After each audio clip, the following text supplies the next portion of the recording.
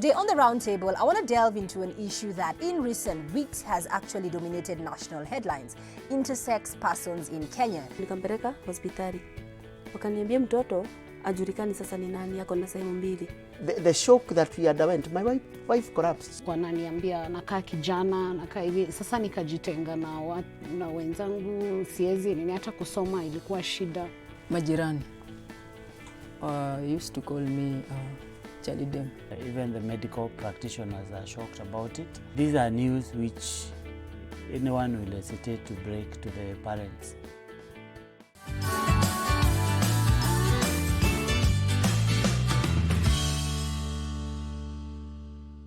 I'm Tamima and welcome to the Real Talk Roundtable. Now, today on the Roundtable, I want to delve into an issue that in recent weeks has actually dominated national headlines: intersex persons in Kenya. We know that in the just recently concluded census, for the first time, they were actually considered and counted as a third gender in the country. Now, today on the Roundtable, joining me will be parents who will actually let us know what is the reality of raising an intersex child and individuals who have grown up as intersex persons in Kenya. Welcome to the show.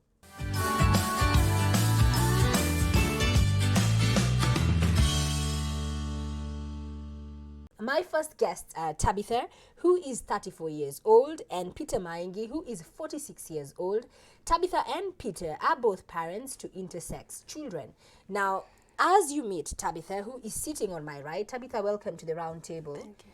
You realize that she's wearing a hat, she's wearing sunglasses, and I'll let her explain to us in her own words, first of all, why she feels she needs to conceal her identity.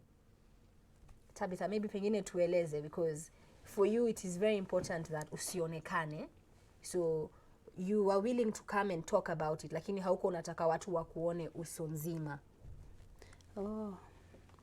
Kwangu siku anataka kuonekana juu majirani hawajui. Nyumbani ni mama yangu na brothers wangu wanajua, hakuna mtu mwingine anajua. So nimeona itakuwa ngumu kwangu watu kujua mtoto kwani nilileta mtoto mgani.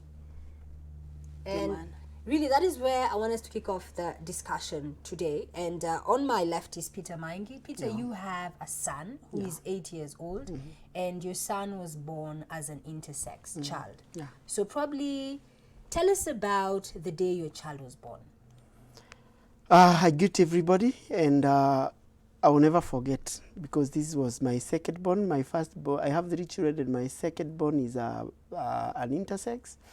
Initially, when he was born, because he has grown up as a boy, I remember he was tested when the wife was pregnant, and I knew I'm expecting a baby boy. And culturally, I thought things are going to be okay. Well, he was your first son at that point. First son. Little did I know that what is coming is something, a gift from God, because I finally accepted it. But initially when the child was born, they saw and they said he has an ambiguous genitalia. But the way the child looked was male, and they named him male, and we gave the child the name as a male. But after going through the usual clinic, that is when later we came to realize our child is not the way we thought. What do you mean when you say your child is not the way you thought? Because we thought our child is a boy, but after being tested, and they thought it was what we call undecided testicle. In the operation room, I'm happy that there were special doctors from USA who are now in our national hospital. Our child went for, the normal boy undecided testicle to bring it down. When the child came from theater, nothing has been done. My wife was shocked, and one of the doctor didn't communicate the way it was supposed to be. He told my wife, your child cannot do A, B, C, D. My wife collapsed. And how old was your son at that point? By then, the child was about 1.5 years, almost 2 years, because that's when he went for the first surgery to bring. That's when they come out, they did what we call biopsy. So at that point, you knew that your child is a boy. Yes. And the only issue was the undescended testicles. Yeah. And that was the surgery you were going in Yes, for. just to bring it down. Though they had said on the left side, it was not identified. And it is at that juncture that now you got the confirmation that your child is an intersex person. Not really, because initially when they did biopsy, the other side, they do what we call laparoscopy, when they enter kind of a camera to test the condition. They said on my child on the left side has an has what we call an ovary. The right side has something that is a bit straight, so they did what we call biopsy. Result came, my child has ovotestis on the right, ovary on the left with a hanging. No vagina, no uterus. And then they said we do karyotype. That is when we knew our child is intersex, because surprisingly, a child who's you think is a boy, karyotype says my child is XX46. So physically looking at your child, he looks like a normal boy. Yeah. But now when you start going into the biology, that's when now you realize it's a bit more complex. Yes. And how did your family handle that news? Because I'm certain that it's not news that any parent thinks that they'll ever have to hear from a doctor, especially because at this juncture, your child was almost 2 years old. This is one of very traumatizing situation, because normally, as a human being, you'd expect to have a child. And then this is what have happened. You don't want to disclose to anybody, our relatives. We were silent because we were fearing people could say you are not normal. You know, we usually as human beings like to sound normal, looking normal like anybody else. But now you have a child here with that condition, you wonder what you do. Number one, we had nobody knew for almost later 2-3 years. So you and your wife kept it between the two of you and the doctors? Yes. Because of the fear of the stigma? Yes. And then you see now the shock that we underwent. My wife collapsed. So the condition made my wife to be hypertensive. And then you see we were business people. We used to take almost 3-4 months in hospital, because every doctor is kind of wondering what a condition, how we're going to manage, because he has also what we call a penoscrotal hypospadia, which now they were to rectify as a male. But you see now my karyotype brings a strange condition. So it really disrupted your family? Yes, and the worst is the cost towards it. This country of ours, in Kenya, karyotype is not tested.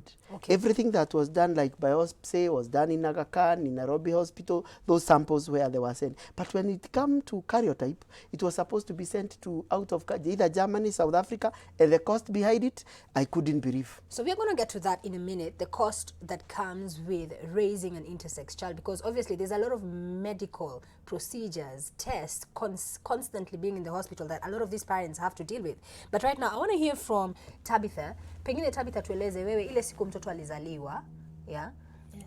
Kuliendaje ama ulikuwa unahisiaje? Because mtoto wako kama vile Peter ametuambia, for him mtoto akizaliwa hakuwa anajua mtoto amezaliwa as an intersex, alijua baadaye.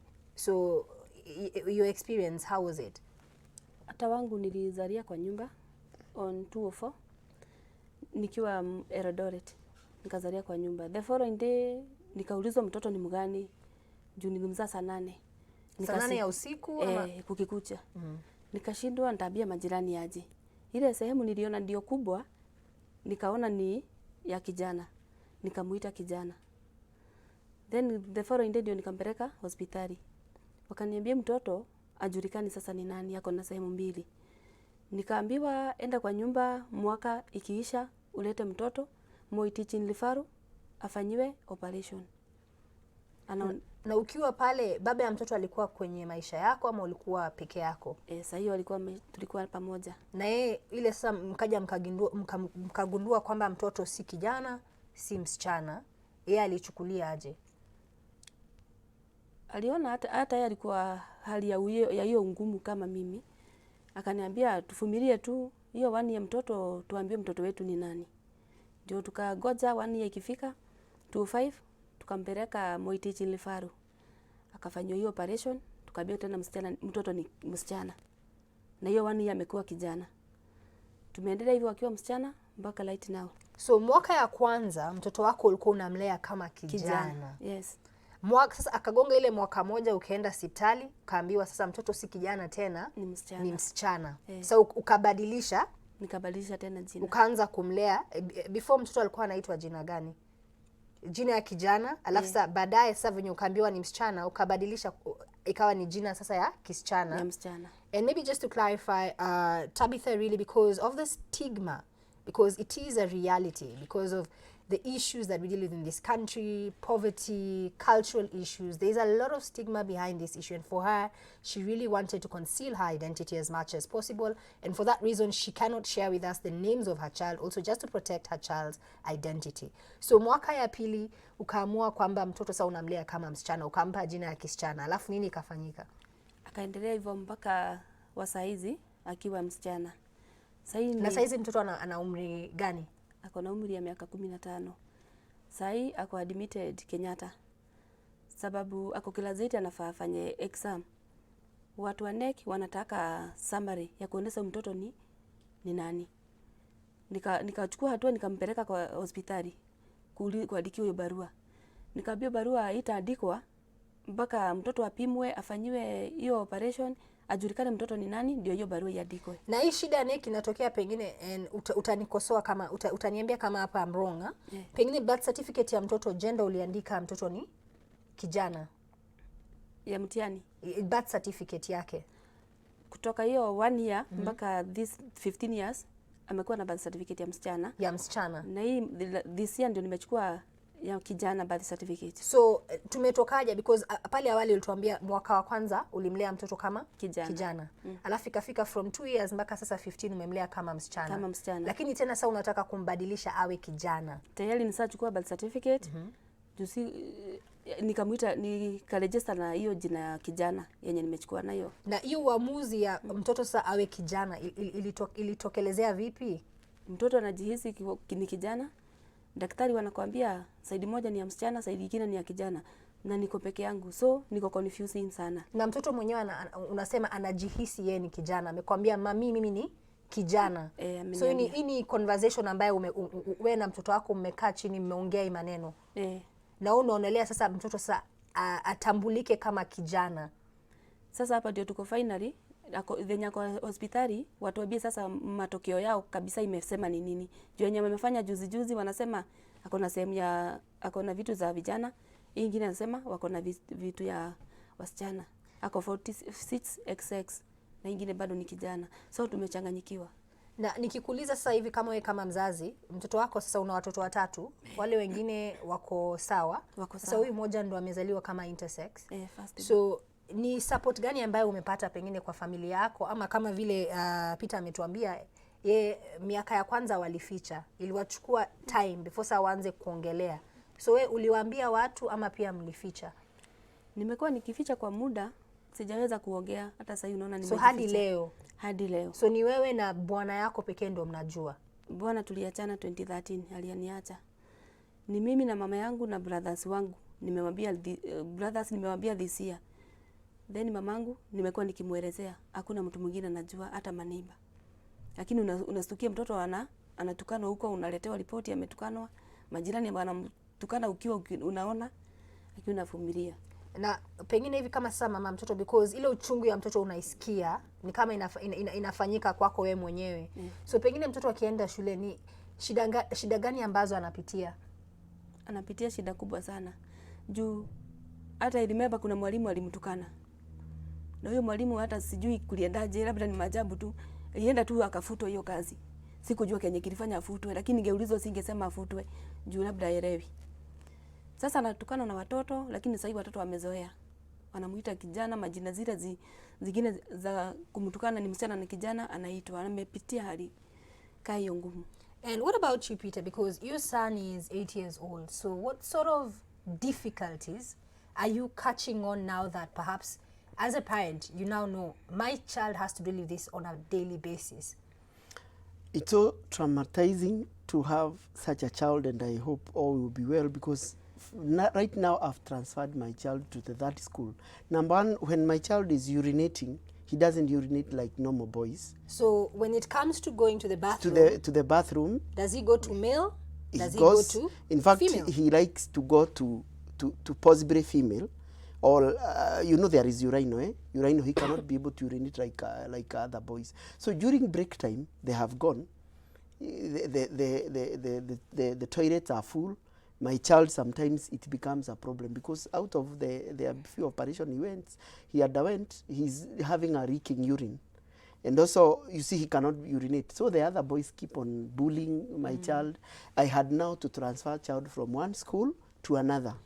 Okay, obviously this is a very huge issue, and when we come back, because I'm going to be taking a very quick break in a few minutes, but when we come back, I'm going to be talking to young men and women who have actually been brought up as intersex persons, just to hear from them firsthand what it was like growing up, and of course, what they would like their government to know, their fellow Kenyans to know, their peers to know, because when it comes down to this issue, ultimately it's about understanding, because every child is a gift from God. God does not make mistakes, so it is upon us to understand what the heart of the issue here is, because with this issue, it's biology. No child chooses how they will be born. They are born that way. And unfortunately in this country, because they are born in between, it brings a myriad of complex issues, psychological, human rights violations, and literally, like, when you hear the worst of it, it's a lot. So on that note, I'll be taking a very quick break. We'll be right back.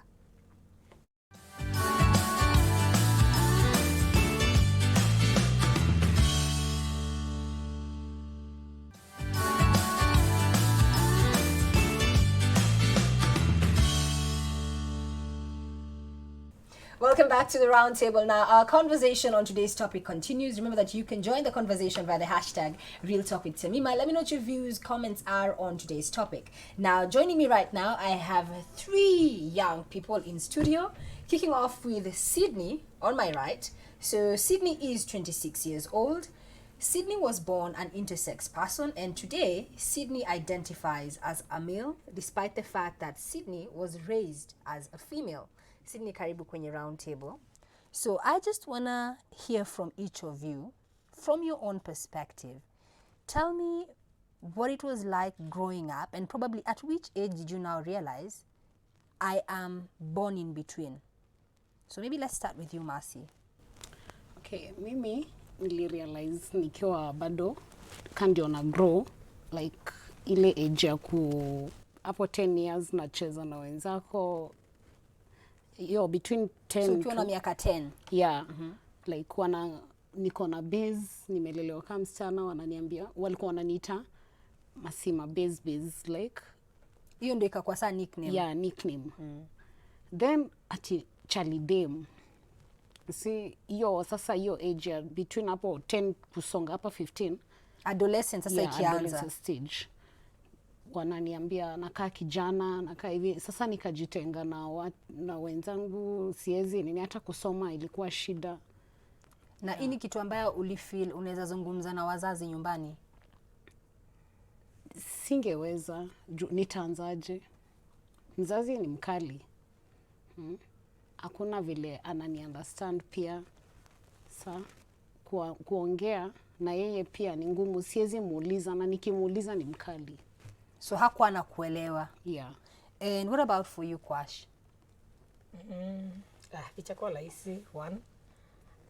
Nimekuwa nikicheza ball for long, football, yenye nilipenda kutoka utotoni.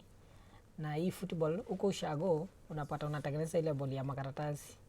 And then kwa watoto wanaume mali wako kwa mboga kwa katikati yao. So wanakimbizana hiyo ball kabisa. So then kutoka hapo watu wanasema, hapana wewe, hapana wewe, hapana. Wewe si mtoto msichana, wewe ni mtoto mwanaume. Because for you today you identify as male. However, growing up ulilelewa kama msichana. Yeah. So ni umri gani ambayo wewe mwenyewe uligundua kwamba I'm actually born in between, I'm an intersex person? Kawaida huwezi jua huyu ni mtoto mwanaume ama mtoto msichana mpaka afike adolescent. Lakini wewe mwenyewe sasa ulihisi aje ile sasa ukaanza sasa kugundua kumbe dunia inaniangalia hivi? At what age? Kawaida ni kuanzia 14, 15. One, uko chini kwa sababu sisi kama Waafrika tunaogopa kusema chochote Kenya tunaficha kwa ndani ya nguo. So utapata the only way unaweza pata this information ni kutusiwa. That's one. So ile watu wakukwambia kwamba you're different. Kabisa. So lazima watu wakutusi. Kwa sababu hakuna yule mtu mwenye atakukalisha chini akwambia mtoto wangu kwa sababu hii na hii na hii, kwa sababu mimi nimelelewa na shusho. So ulipata kabisa sikupata information. So, lakini kupitia kutusiwa ndio unaanza kujiuliza kwani hii inamaanisha nini? Hii inaenda aje? Yeah. Na shusho pale akikulea naelewa kumbe alikuwa anakuficha. Kabisa. Na alikuwa anakuficha aje? So ni vitu gani ambazo pengine hauko unakubaliwa kufanya? Sawa, angenisuia nisifanye kila kenye nataka kufanya kwa saa 10 of the day ndajificha nifanye, lakini shosho ni mmoja yule mwenye ameng'ang'ana sana nisome mpaka nimalize form 4. Kwa sababu kwa familia ya watoto 5 kuna wale wengine hawakufika form 4. But mimi shosho ameng'ang'ana kabisa kuhakikisha kuwa napata hiyo basic education. Then kutoka hapo shosho alikuwa ananipatia ile free time. Like anaweza niambia sasa ni wakati sasa uende ufanye hivi. But kawaida kama Kiafrika mtoto msichana anafaa atafute kuni, achote maji, but hizi zote mimi sikuwa nafanya kwa sababu ya shosho. Alikuwa kabisa kuna mimi kabisa. So hakuwa anataka uende sana kwa watu. Yes. And pengine maybe let's hear from Sydney, because Sydney leo you identify as a male, but you were raised as a female. So umri gani ambayo sasa ulianza sasa ile kugundua watu wananiangalia mimi kama an intersex person? Kuna hizi daily activities za nyumbani, hizi kazi na ABCD, and also majirani used to call me Charlie Dem. So waliendelea kuniita Charlie Dem, and also mamangu pia alikuwa anashinda akiniambia na kuombea umeende uko na kifua kaya mwanaume ABCD, but sawa nilikuwa mdogo singeelewa. Na sasa wewe ni mtoto mdogo msichana. Yeah. Lakini kila mtu anasema sawa wewe ni tomboy. Yeah. And also michezo, me I used to play with boys. Kazi zangu zilikuwa za kiume, singeosha vyombo, singepika. And also wazazi wangu walikuwa hawana shida na hiyo.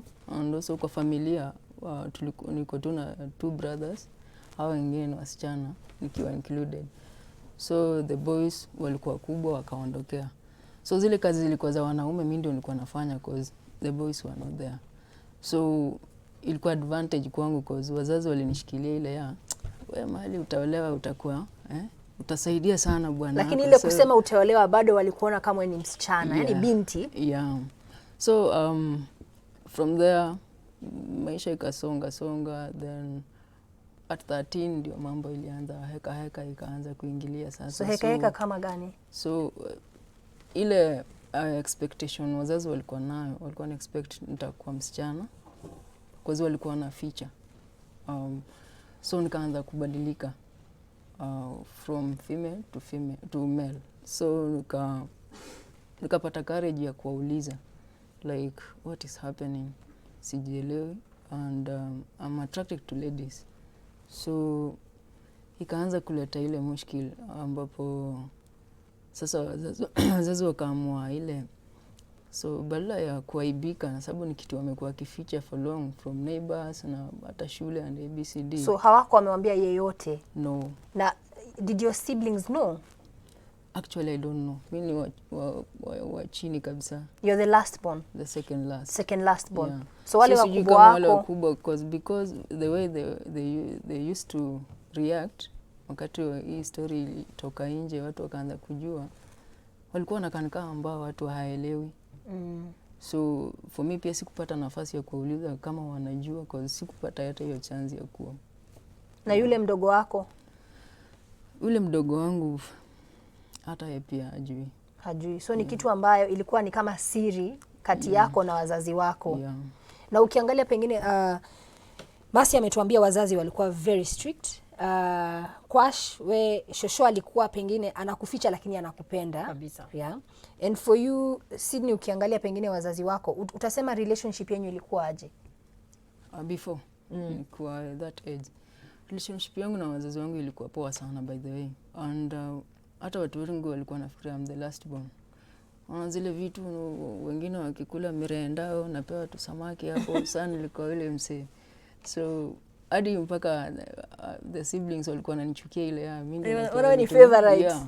So wakati story ilikuja kutokelezea, so relationship yetu ikaisha hivyo. Kabadilika? Yeah. Sasa ikawa aje? Sasa si at 13 ndio nilifukuzwa home. Yani Till wakakufukuza? Yeah, so wakaona badala ya kuwa na aibu mbele ya majirani and ABCD ni mimi niondoke. Na pale naelewa kabla wakufukuze kwamba because at that point wewe mwenyewe ulikuwa umeamua mimi ni kijana. Yes. Yeah, I'm no longer a girl. Yeah. And pengine nikikuuliza, Sydney ni jina ambayo ulizaliwa nayo ama ulibadilisha? Hiyo si jina nilizaliwa nayo, nilipewa. Nilikuwa nimepewa jina ya kike. Ya kisichana sasa? Ya kisichana. So hii ya Sydney nimebadilisha juzi through the organization that I work with. So umejichagulia ile saa ku identify as a male? Hiyo nilichagua kitambo, hata iko hapa kwa mkono wangu nimeichora. Umepiga tattoo? Nikiwa class 4 nilikuwa nimepiga tattoo and still there. So ni jina nilichagua kitambo. Yeah. Na pengine sasa pale ambapo ulikuwa umeamua sasa unataka kuwa kijana, na naelewa kwamba your family, their instinct was they were very negative and they were also violent towards you. Ile sawa kuchape. Actually it was a struggle that I was still young. I didn't have any information kuhusu being an intersex person, and also sikuwa na mtu wa kumapproach kumuuliza what was that. And then sasa kunifukuza nyumbani, I had nowhere to go. Kila mzazi anasema usiende kwa relatives zangu ABCD, so I had to come to Nairobi. So ulijileta mwenyewe mtoto wa umri wa 13? Yeah. Kaja Nairobi? Nikaja Nairobi. Nimekaa kwa street as chokora for 3 years. Ndio nilipatana na ile hali ya kuomba kwa magari. Nikapatana na trans woman. Ndio alikuwa kwa taxi. Then akaniuliza swali moja ile ya, wewe mbona uko tofauti na machokora wengine? Can you do something kusaidia maisha yako? Then kwanza shida yangu mingi ilikuwa mahali pa kulala. Kwa pia kwa street kulikuwa na shida mingi sana. And pia kuzoeana na wale machokora wengine pia, and pia nikilinganisha na the condition that I had haikuwa rahisi. So hivyo ndio nilianza maisha. Kwa the trans woman akanisaidia, akani-introduce kwa lesbian and gays organizations. Then through the organizations ndio mimi nimesimama. So ukaja ukakutana sawa with the Intersex Society of Kenya. Yeah. Ndio sasa ukajitambua vizuri. No. Actually I work with jinsi yangu. It's an organization that works with trans people, intersex and gender non-conforming. But so far sisi tunasimamia the intersex part. Yeah. Okay. And pengine, if I just had to ask everyone on the table, and remember tulisema hii meza ni it's a table of healing. Tunaipapasa meza. Yeah? So help me papasa the table, guys. Tunaipapasa meza hapa because we are living it on the table.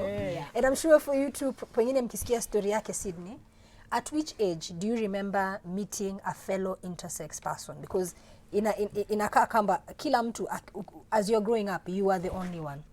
So ni umri gani ambaye sasa ukaanza kurecognize kumbe kuna wengine kama mimi?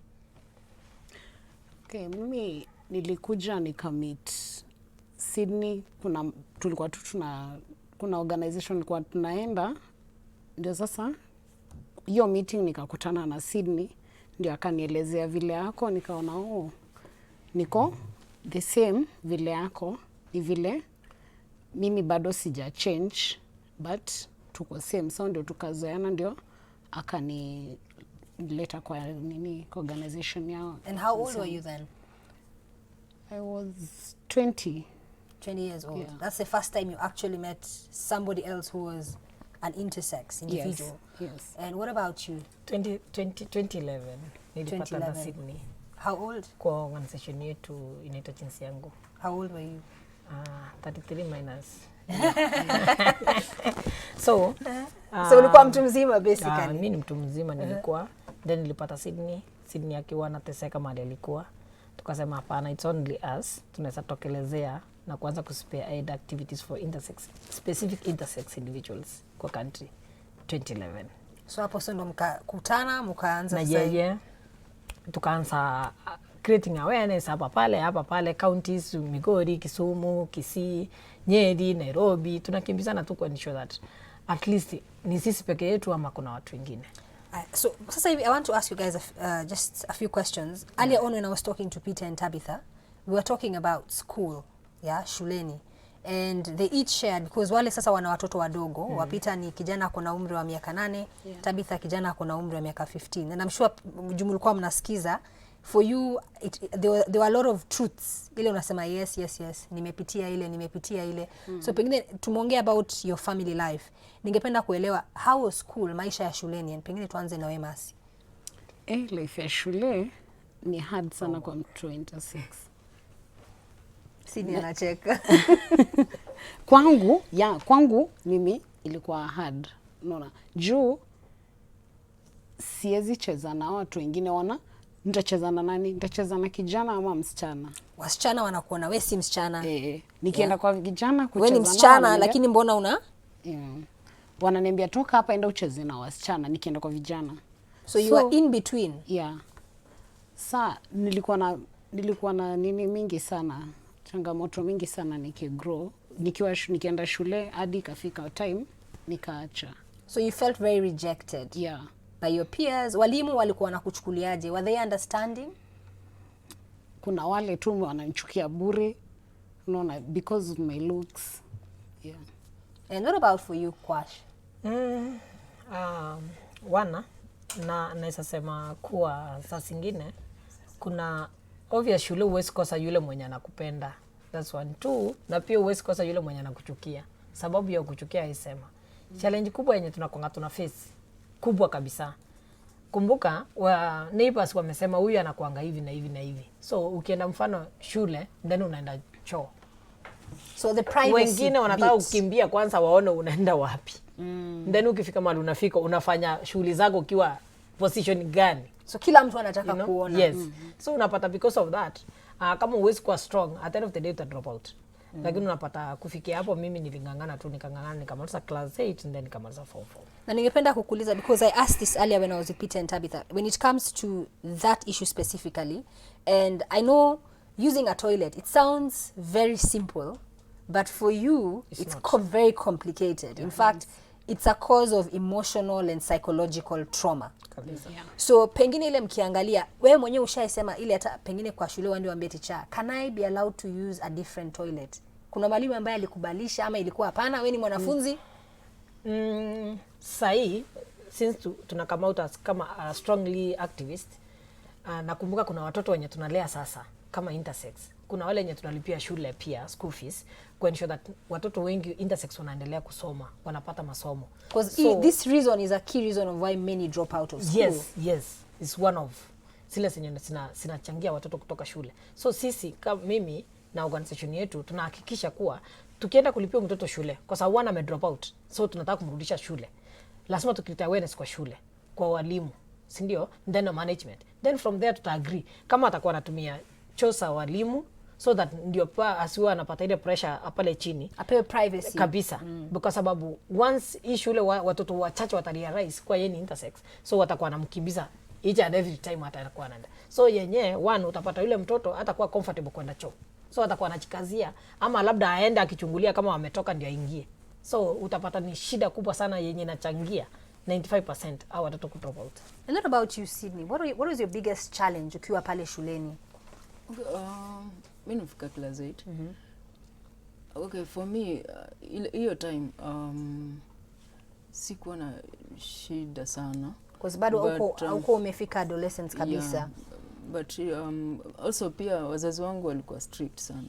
Ni ile hata ukifanya kosa kidogo shuleni ni ABCD, so nilikuwa na ile sijui niseme ni uoga ama ndio heshima ile mingi, sijui ABCD, so like nilikuwa najifinyilia tu, and also sikuwa na issue sana, but yani survive tu. Apart from hiyo ya shule, sasa kuna hizi za kanjo, hizi za town. Unatoka kila saa inakuwa ni stress. Uko na hiyo shilingi 10 unalipia, but by the end of the day ukifika pale hujui yule mtu anachukua pesa amekuona vipi. Ameona John, ameona Beatrice. So ukifika pale kwanza unampima akili. Wewe umeona nani? Unajifanya ni kama unaingia gents. Ukiona akifanya hivi, unarudi ladies. Ukifika huko kwa ladies, nduru. Wewe kwani hujui kusoma? Gents ni huko. Ukifika huko nao wanaume nao wanaanza kuguruma. So unabaki hata shilingi yako 10 umepeana. Unasema Mungu saidia. unakanyaga kama umeondokea. So And you know, unapata On the same note, he's very funny how he's saying it, but this is a but very hiyo ndio serious ukweli. issue. Hiyo ndio Yes. ukweli kwa sababu unapata mfano kama mimi kama nimefinywa na niko town, the only option ni chosa wale wenye wako na ulemavu, you know, so that kwa avoid maneno mingi, because utaenda hapa watu kwanza atakuangalia. Yani Wakenya tukufani, mtu wewe umeenda kupiga shughuli yako, mtu anaanza kuangalia kwanza, utakuwa kichwa mpaka miguu, you know. So unapata at the end of the day, like kama activists, kama intersex individuals, we have a lot of work to do kabisa. Yani create awareness, kuonyesha that kila mahali watu wanajua intersex individuals exist. Imagine si kwa choo, si shule, si kanisa, like tuko tu There's a lot of discrimination. kabisa everywhere. And I want to find out from you, Kwash, because you identify as male now, but Yes. raised as female. Yeah. Let's talk about now, in Kenya, unajua kuna zile vitu ambayo Mkenya, ile tunajitambua kama wa Kenya ni ID, birth certificate. Because for you, I'm curious, kama ulilelewa kama msichana, so birth certificate yako pengine na jina ya kisichana. Yeah. So how do you navigate life? And I think the same applies to you, Sydney, as well. Because umetuambia Sydney jina ambayo ulijichagulia. So I'm sure ile wazazi wakikuregister, zile documents zina jina tofauti. So then how do you explain that? Because kuna pali utaambiwa, before you move from primary to secondary, lazima upatiane birth certificate.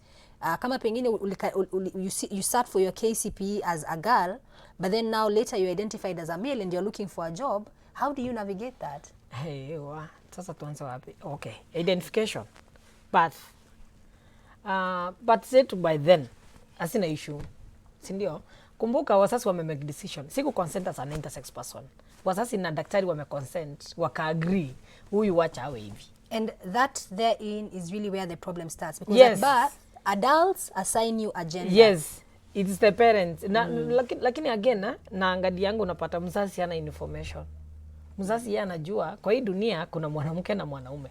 So once tena kitu kingine imetokelezea hapo katikati, sasa wako ile design ya sasa hii inaenda aje. So immediately mtu wa kwanza kuconsult is a doctor.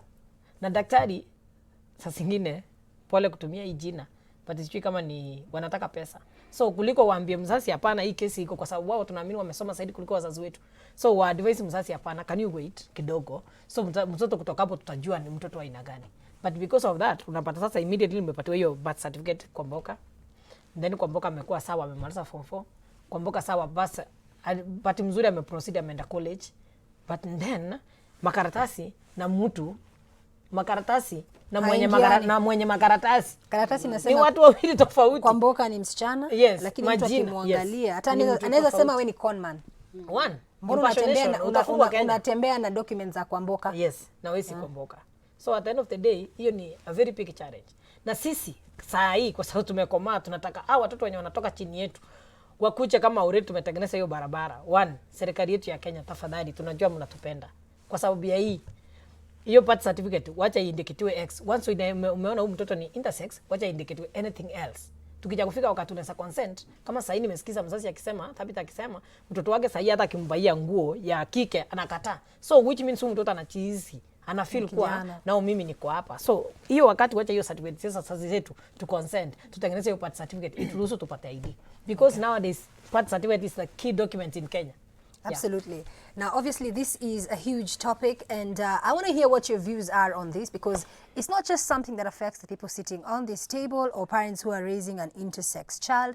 This is something that affects the community at large, and it even goes as far high as government and governance. And of course, you and I, kama we ni mzazi kuna mtoto shuleni, and unatambua kwamba there is a family or there is a child in that school who is an intersex child, it is upon you to start that discussion with the school to make sure, is that child safeguarded? Are they taken care of? And that's why it was very important just to hear from people who that is their life. This is what they deal with on a daily basis. And I know we were laughing on some of the points because Sydney is very funny, but still it raises some very serious issues, because beneath everything that we're talking about is a lot of trauma. So let me know what your thoughts, views, and feedback are on this topic. As always, I love hearing from you. But right now, it's time for a very quick break. We'll be right back.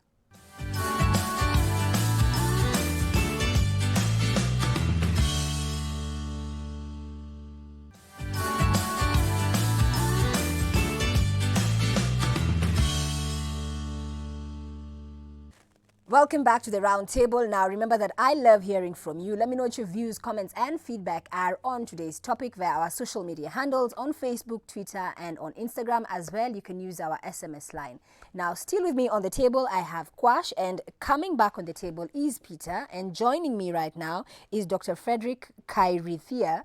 So he's going to be letting us know the medical aspect of intersex persons in Kenya.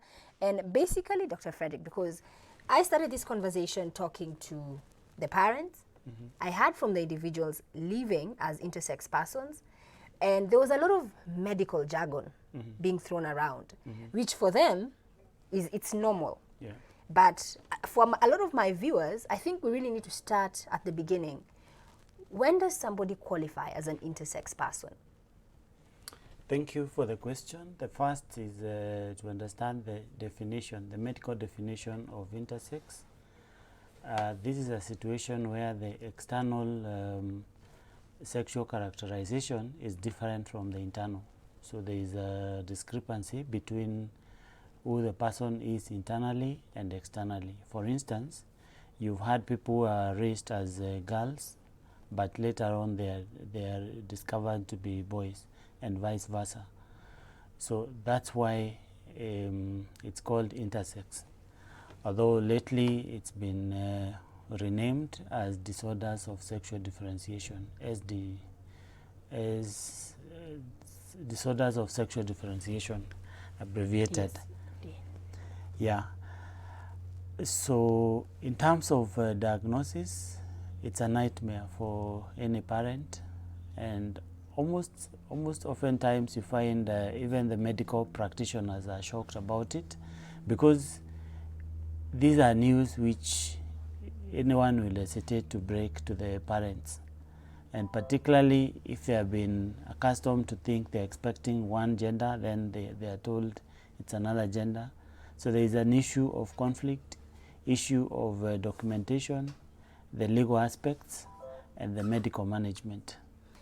What came out very strongly in this conversation was about the ambiguous genitalia.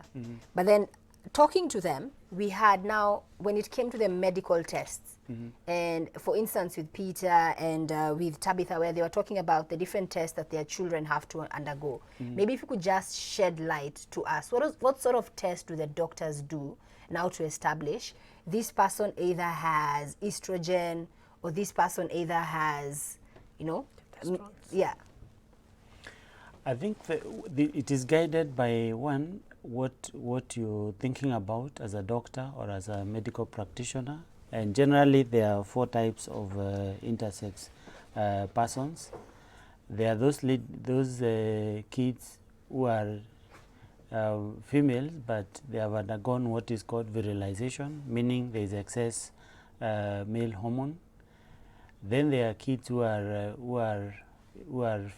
males but subjected to low levels of the testosterone, and therefore they will manifest features which are female. And then there are those who share characteristics like what Peter was talking about.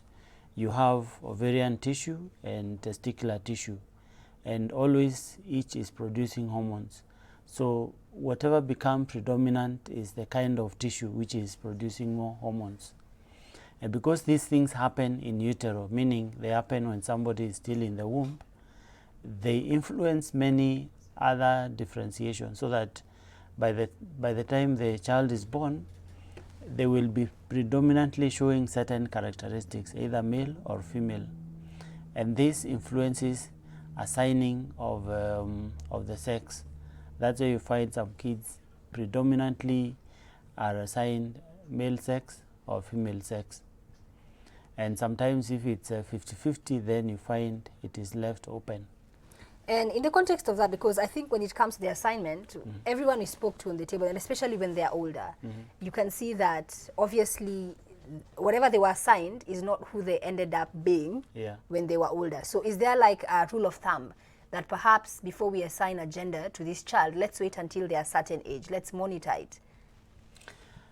Yes, there is. People who have done the lessons like genetics or people who practice this side of medicine, they will have certain aspects to emphasize. One, it is always good to consult before you assign, because as I've said, there are things which are obvious with the naked eye, but they are not.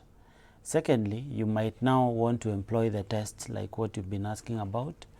You mentioned about karyotyping, and karyotyping, you want to know the specific definition, the genetic definition of the person. So we're looking at the chromosomes. Yes. So you have the chromosomes studied, among other things, to determine what is the predominant manifestation, and secondly, also to assess other possible congenital issues that might pre-exist. And as a doctor, because I know you've dealt with a lot of such cases, so probably the reality is that it's very expensive. It's a very Because expensive venture. A single test could cost, you know, to the tune of thousands of shillings, or perhaps if somebody decides to have corrective surgery, that could go even to the tune of 500,000 shillings. So are some of these, you know, some of these services covered by, let's say, for instance, the NHIF, or this is something that the parents have to fork out in cash? I think they are not, because until recently, people are now out discussing intersex as a topical issue. You realize karyotyping, for instance, will cost around in excess of 70,000 Kenyan shillings. It's not available locally. It's either sent to India or the UK or South Africa. And maybe, Peter, you can shed a bit more light for us on that, because this is what you're dealing with as a parent. You have a child, and obviously you want the best for your child. So the bills, there are a lot of medical bills coming your way. This is very strange because as a Kenyan, when you go to hospital, I'm happy for the work they are doing, because they are doing their best to help us and the parents who have those skills. But surprisingly, when we did tests, like now biopsy, because mine had even to do biopsy to test what is on the right, and then you take it, and then the amount of money you are asking. In fact, there was a test where they were testing the hormones. You look for that hormonal medication, you find it nowhere, only possibly in one hospital. But the shocking thing is when we were doing karyotype, I thought Kenya, we have everything, and especially as a caring parents, because I've been following through. But being told to pay over 70,000, and then the result is going to be sent out of Kenya. I had even to have, for the last 8 years, I've been studying what is this special that Kenyan is not there, that we can't be able to manage. So it's very expensive, and because of my courage to push the situation, it made me to be a beggar. But I'm happy there is hope because now of the census that came.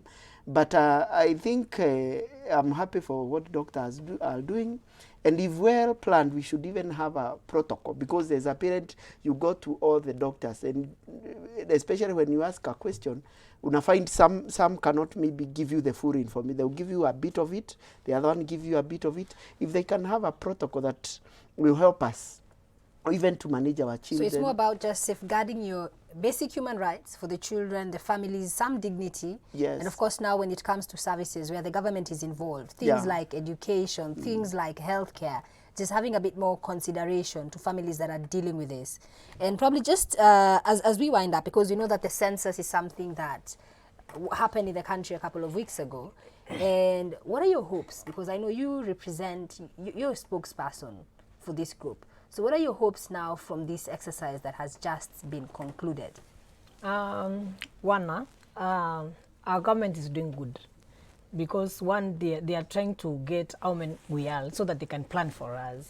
They can bring services near to us. Then if the government can be able to, like, now these intersex people, they are like other people. Now this is what they want. Then in fact we are the best place to be in Kenya. And again, being the first country in the world doing this, at least I know we are going to be somewhere.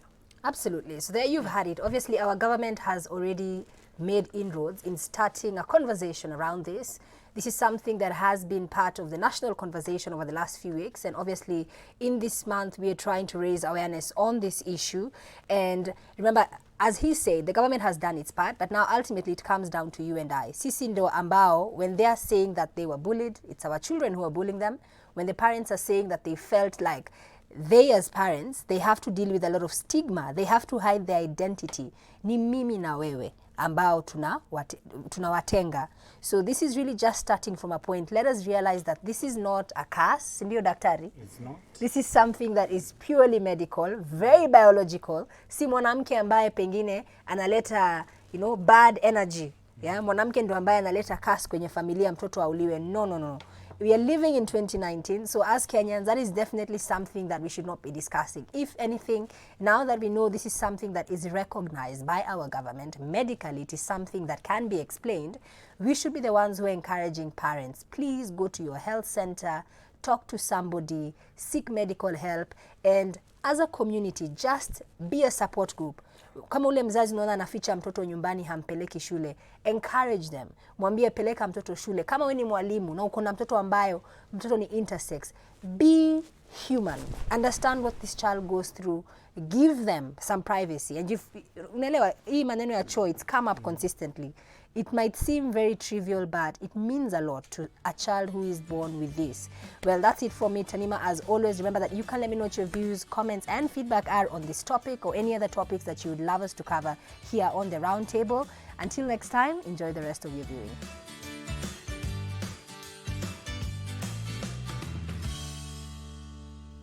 Special thanks to E+ for medic and ambulance services.